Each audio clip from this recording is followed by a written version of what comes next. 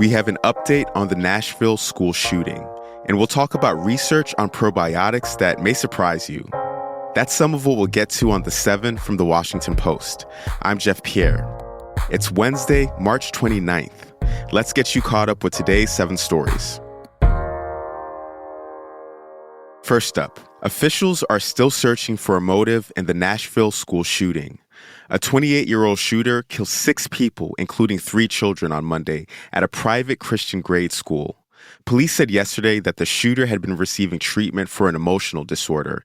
They left behind a manifesto and troubling messages, but investigators are still trying to determine what could have motivated the massacre. The 28-year-old had legally purchased the guns used in the attack and had hidden them from their parents. They included 2 AR-15-style weapons. Experts say that officers had a textbook response to the shooting. Body cam footage released yesterday shows them rushing right in without waiting for backup. In many ways, it was the exact opposite to the police response last year to a school shooting in Uvalde, Texas.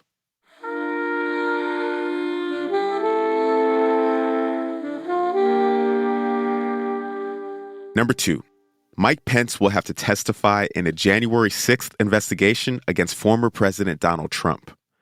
A judge ruled that the former vice president must answer some questions. The Justice Department is looking for information about Trump's attempts to overturn the 2020 election results.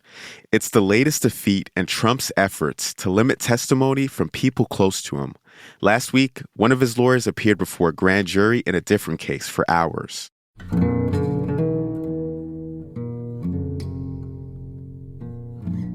Number 3, a Mississippi town's tornado warning system may not have worked properly. More than a dozen people in Rolling Fork told the Post that they didn't hear any sirens go off before a tornado ripped through their town. At least 12 people died there on Friday. This is a big deal because sirens can be a crucial warning system in rural, low-income areas. Cell phone service there can be unreliable, so emergency weather alerts may not be as effective.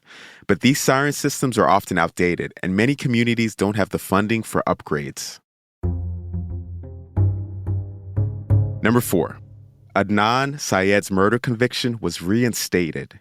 His case was the subject of the hugely popular Serial podcast. Syed was convicted in 2000 in the killing of his ex-girlfriend, Heyman Lee, but he was freed last year. The podcast re-examined the case in 2014.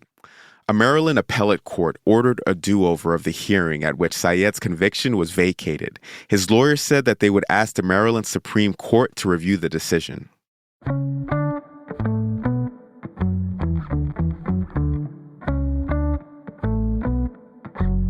Here's number 5.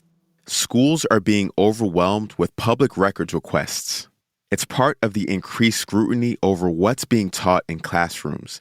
People are asking for hundreds of thousands of pages of school emails, lesson plans, and other internal documents. These requests are coming from parents, community members, and attorneys representing education advocacy groups. There are enough of them that schools have had to shift their resources. One example is a district in Arkansas that received 100 requests in 90 days for this school year. It cost nearly $20,000 and 400 hours of work to process. Probiotic supplements could do more harm than good. That's story number 6. These are capsules, gummies, powders, and pills that contain live microorganisms. They're supposed to boost your gut health, and they've grown into a multi-billion-dollar industry.